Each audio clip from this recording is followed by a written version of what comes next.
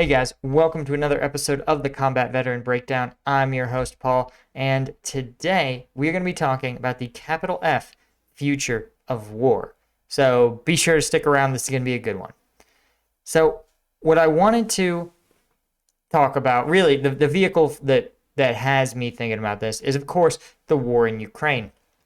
And one of the things that is so fascinating about it is that the Russians, in a lot of ways, seem to be fighting the wars of the past. It seems as though they are still fighting their Afghanistan war that ended in 89. They're still fighting the war in Chechnya that ended in the mid 90s, late 90s, I think 2000 maybe. Uh, right? They are very, very firmly in their own past, right? They're using tactics that are antiquated by 20 years. And it's a very curious process, very curious decisions that I think has a lot of people scratching their heads.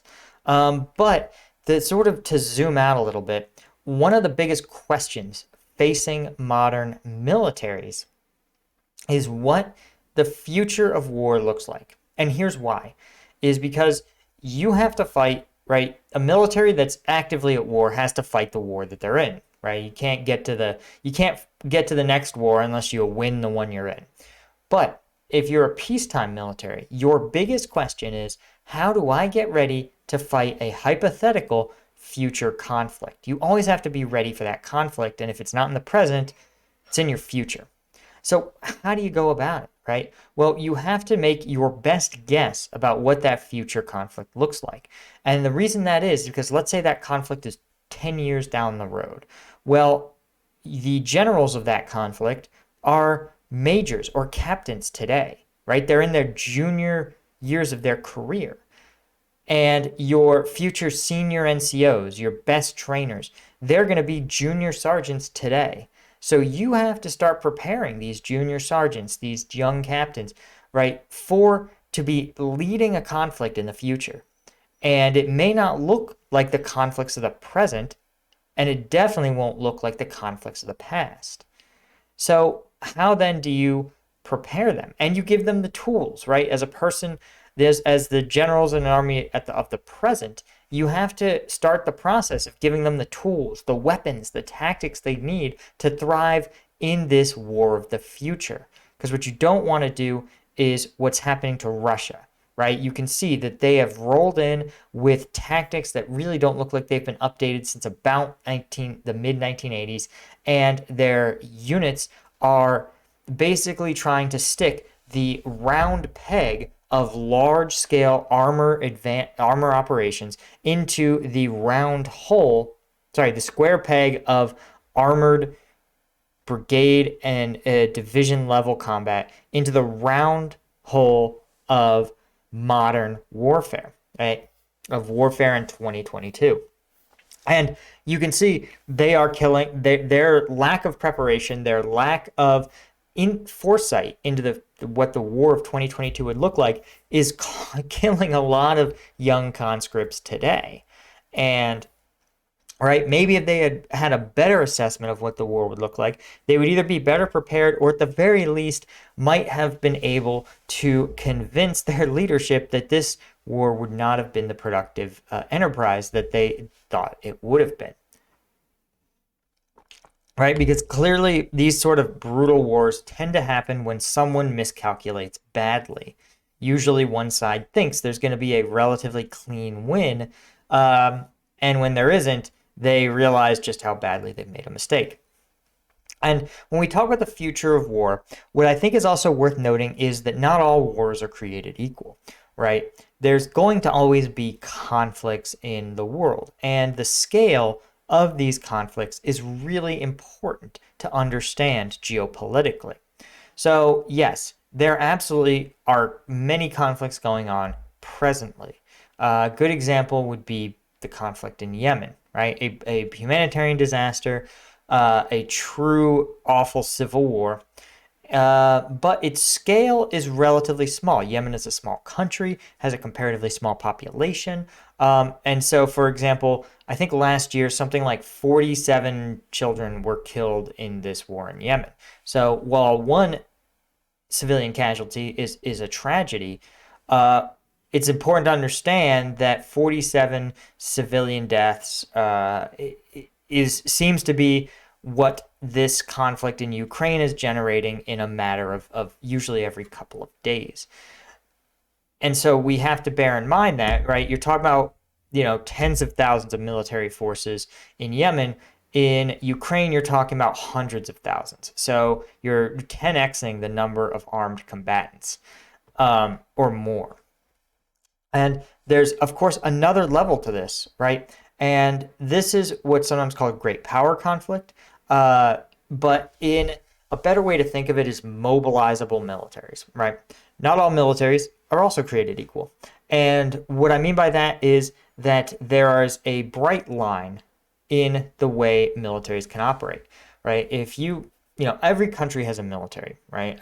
Antigua has a military, but could Antigua deploy even 100 of its troops to pick your country, to Yemen, if they wanted to try to help out? Well, not without a ton of assistance, right? To supply even 100 troops, you need hundreds of pounds of food per month. You need gallons and gallons of water. You need ammunition. You need the ability to establish an airfield to bring in your aircraft. You need aircraft. You need maintainers for those aircraft. You need pilots, and not just one or two. You need enough pilots to fly nonstop, right? You need to always have food and fuel coming in every day, every week, every month. And you see how complex this can quickly get. You need to be able to medically treat wounded troops. You need to be able to evacuate wounded troops back to the rear and bring in fresh troops to plus your unit up. And this is just for 100 troops. Imagine the scale of problems at 1,000, which even 1,000 is relatively small. Imagine the problems and logistical complexity of 100,000 troops, right? And I bring this up because the vast majority of countries cannot sustain operations in a country that isn't contiguous, isn't connected, isn't next to it, for very long or at all, right, without assistance. And that's true of the vast majority of countries in the world. Germany is an example, right? Germany relies a lot on basically the U.S. to get their troops overseas and elsewhere. Most UN peacekeeping operations, you may notice, involve sometimes dozens of countries all working together because you need to draw from dozens of countries to provide even a basic capacity for warfighting or peacekeeping operations. But there are some countries that are over the line that can have their militaries without anyone else's assistance deploy, fight, sustain, and redeploy overseas in a non-contiguous country. And those are basically the United States, first and foremost, the UK, France, Russia, and to a lesser extent, China. That's pretty much it. The other militaries can't for one reason or another. And so there may be some exceptions for small numbers of units, but if you were talking about 1,000 troops, or like an armored combat brigade, or a brigade combat team, I guess in U.S. parlance, you're talking about 5. Maybe there's probably an argument for another 5 or so that could be made, but that's about it. And it's important to recognize that no one knows what it would be like if one of those 5 fought each other. Nobody. Because it's so very different. These are high-tech militaries, allegedly, right? With a proper professional officer class, modern equipment. And one of the things that, again, shocks observers about Russia is that they aren't doing what we expected of a first world military that has this deployment capabilities. And one of the reasons is not because their military isn't sufficiently funded or isn't sufficiently equipped. It's that it appears as though, again, at first glance, as someone from the outside, it appears as though the Russian generals did not accurately predict what warfare would be like in 2022. Instead, they are fighting as though warfare in 2022 would be fundamentally the same as warfare in 1993 in Chechnya, as warfare would be in 1987 in Afghanistan. And that is to say, brigade level maneuver, giant armored columns, low levels of training among the average soldier, low levels of discipline required among the average soldier, very, very little power or independent decision making expected of junior officers, simply executing drills and enforcing discipline, not much more than that. And that all the thinking was done at the brigade and general, the colonel and general level. And Ukraine, in contrast, I think is closer or embodying more aspects of modern warfare for a couple of reasons, right? You notice that their military has been in continuous combat in the Donbas region and some of the other separatist regions for basically 8 straight years. And that is going to change the way you fight. You're going to evolve. They also have the advantage of having very publicly rejected a Soviet style of system. So there are a lot of reformers in their civilian leadership. And when you have reformers and independent elections, right, opposition parties coming in, it means that there's opportunities for reassessment, for refreshes. It means that there's a mechanism through which doing things differently isn't seen as a affront to the past or a disrespect of your legacy. It's seen as a natural move. And when you have opposition competitive democracies, you're more likely to get that, especially somewhere like Ukraine, where the young people of their country have a really different orientation towards everything than their more Soviet or Eastern Bloc sort of mentality of maybe 2 generations ago.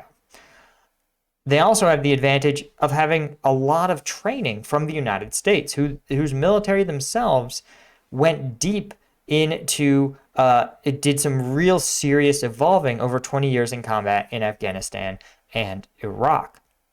And those changes, well, obviously they're going to have their Ukrainian spin on it because of Ukrainian military culture, Ukrainian culture, and the specific war they are fighting. You still have this fact that new ideas are being pushed into this military, right? Whereas in Russia, there wasn't a lot of independent third-party thinking about how things are done. It was a lot of old Russian generals patting each other on the back, saying how things were done well. This is the authoritarian system. It's the groupthink that we sometimes talk about, where there's not new, fresh ideas being deployed and being experimented with. And so all this to say, the Ukrainians seem like they are closer to what the future of war looks like than the Russians, who are stuck firmly in the past. And what are some of the aspects that I think the future of war entails? What it doesn't entail is gigantic 100+ vehicle armored columns rumbling down narrow roads. That seems to be well on its way out.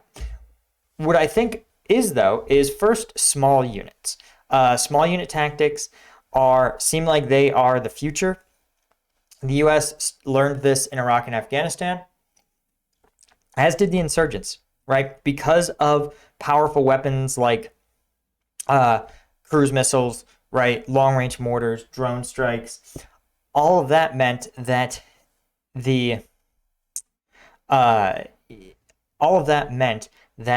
you couldn't have concentrations of forces, right? For almost 10 years, the Taliban virtually never put 300 fighters in one place. That's the U.S. equivalent of a company, right? They would almost always fight in groups of 3 to 5. Most often, sometimes even less than that. Sometimes just a 2-man team planting an IED, right? Similarly, you saw with the Iraq insurgents, they would be in small teams that would max out at about 20. And the reason I say this is because the U.S. came to the same conclusion. Their fighting unit was about 16 for most of these conflicts, right? Occasionally, you would have 2 or 3 of these 16-person groups sort of come under the same umbrella for command purposes, But even then, they would be operations over a huge area where they may not even see the other 16 to 30 member units that were part of an operation. And so I think small units are the future. The problem with small units fighting is that means you have to have junior officers making independent decisions. You have junior NCOs making independent decisions. And this is a hard level of trust for a general to have, because it means that you basically you have to think of your junior officers and junior NCOs as like wind-up dolls, right? You do not get to dictate them once you let them go. But what you can do is wind them up. You can provide them with guidance, with intelligence, with good quality training, and as much insight as you possibly can, right? About the situation, about the mission, about what you need them to do. But then you have to be able to put them on the battlefield and let them go and let them kind of buzz around and fight their fight, right? Because the reason is because things change too fast for a general to make all the decisions for 6 subordinate units, for 10 subordinate units, for 50 subordinate units. They can't do it. And so the best you can do is, again, wind them up, put them down, let them go, right? That's the only way. Things are too fast in the modern era, right? We fight in news cycle timelines. We're talking about days, weeks, hours. Conditions change, and the only people who can respond to that is our junior level leaders. And Ukraine, you've seen it in the videos. We've seen a lot of videos, and I don't think I've ever seen more than about 20 Ukrainian soldiers as a part of any individual maneuver element. And I don't think that's an accident. I think that is the fighting element of Ukrainian forces. And I think that is how they fight. Whereas Russians, I've rarely seen a group of less than, a column of less than, dozens of vehicles, right? Dozens of vehicles are hundreds of soldiers. And I think that is endemic of kind of the Russian way of war, that they're still clinging to this warfare of the past. Not always. There's been some, but usually these are Russian special troops of some sort, right? That authority to do those things are reserved for Russia's best troops, but in fact they have to be the default, at least in the warfare of the future.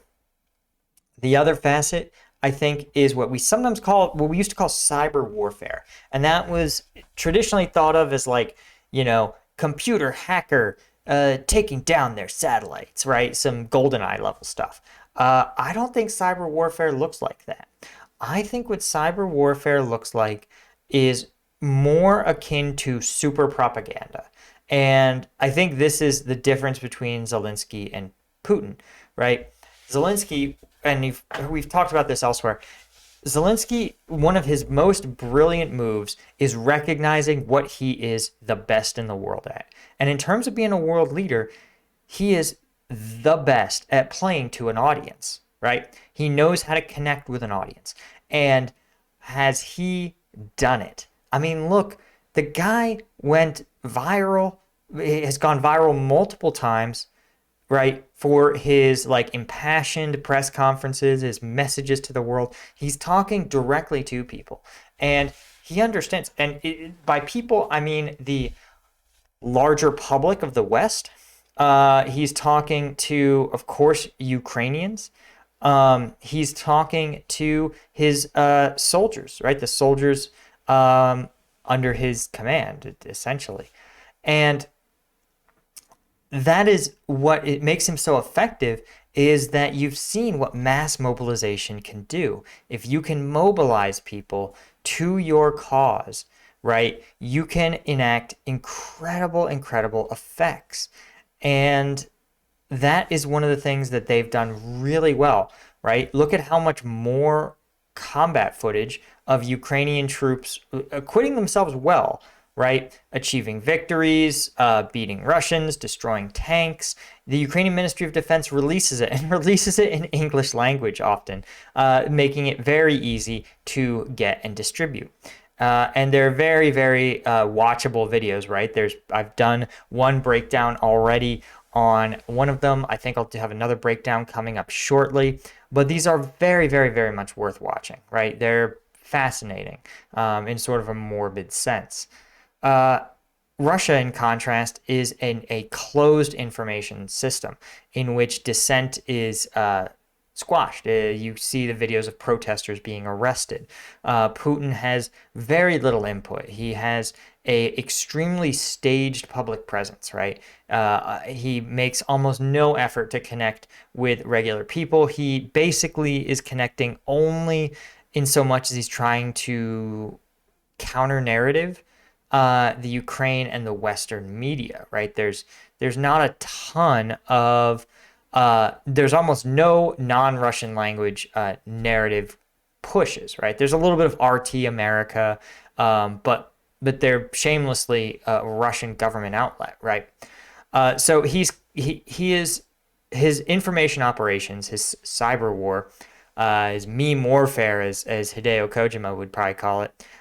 His meme warfare game is weak, like super weak, comically weak, in fact.